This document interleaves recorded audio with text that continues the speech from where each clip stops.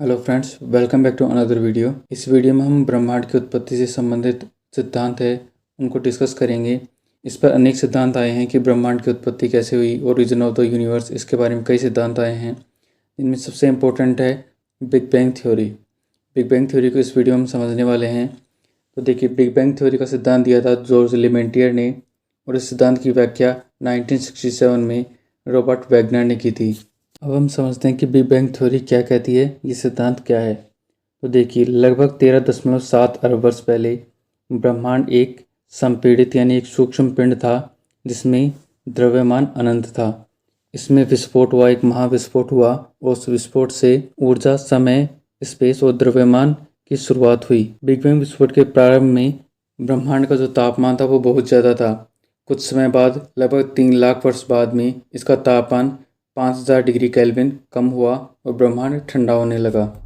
ब्रह्मांड के ठंडा होने के क्रम में जो ऊर्जा थी वो द्रव्यमान में बदलने लगी। मेनली यहाँ पर द्रव्यमान का संबंध आप नेबुला से समझ सकते हैं। नेबुला हाइड्रोजन और हीलियम गैस के विशाल बादल होते हैं जिनसे तारे और ग्रह बनते हैं। तो कुछ समय बाद एनर्जी द्रव्यमान में बदली और तारों का विकास हुआ नेबुला से।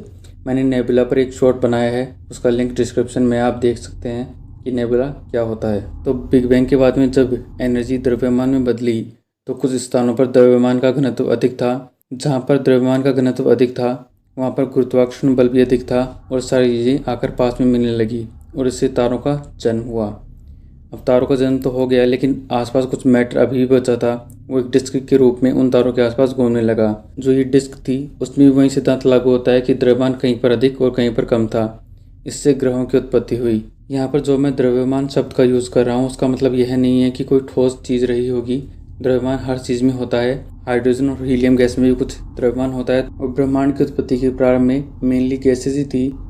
ज़्यादातर हाइड्रोजन और हीलियम थी जिनसे नेबुला बनी। नेबुला से स्टार्स बने और स्टार्स के सराउंड में जो डिस्क थी उसमें भी गैसेज ही थी।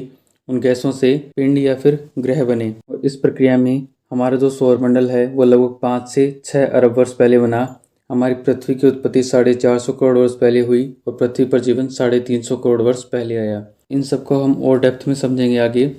तो बिग बैंग का सिद्धांत एक चीज़ और कहता है कि जब से बिग बैंग हुआ है तब से द्रव्यमान, मैटर एक दूसरे से दूर जा रहा है। यानी कि जो भी गैलेक्सीज हैं वो एक दूसरे से दूर जा रही हैं, लेकिन उनका द्रव्यमान उतना ही है। इसे आप कुछ इस तरीके से समझ सकते हैं कि आप एक गुब्बारे पर कुछ डॉट्स यानी कुछ बिंदु बनाएं। उस गुब्बारे को जैसे जैसे आप फुलाएंगे तो वो बिंदु एक दूसरे से दूर जाते जाएंगे। बिग बैंग का सिद्धांत भी कुछ इस तरीके से है कि जैसे ही विस्फोट हुआ तो मैटर यानी कि द्रव्यमान एक दूसरे से दूर जाने लगा और वो आज भी एक दूसरे से दूर जा रहा है, लेकिन यह गति अब धीरे धीरे कम हो रही है। इसके लिए वैज्ञानिकों ने एक थ्योरी और दी है, वो है डार्क एनर्जी या डार्क मैटर की। इस पर भी मैंने एक शॉर्ट बनाया है, उसका लिंक डिस्क्रिप्शन में आप समझ लीजिएगा उसको। बेसिकली ये सिद्धांत ये है कि जो डार्क एनर्जी या डार्क मैटर है, जो बिग बैंग के बाद में द्रव्यमान एक दूसरे से दूर जा रहा है उसको संतुलित करता है या उसकी गति को धीमा करता है। तो यह था बिग बैंग थ्योरी का सिद्धांत। बेसिक आइडिया मैंने आपको बता दिया है। इस पर और भी वीडियोज़ आएंगी, तो प्लीज़ चैनल को सब्सक्राइब कीजिएगा। Thank you for watching this video. मिलते हैं नेक्स्ट वीडियो में। टिल देन गुड बाय, जय हिंद।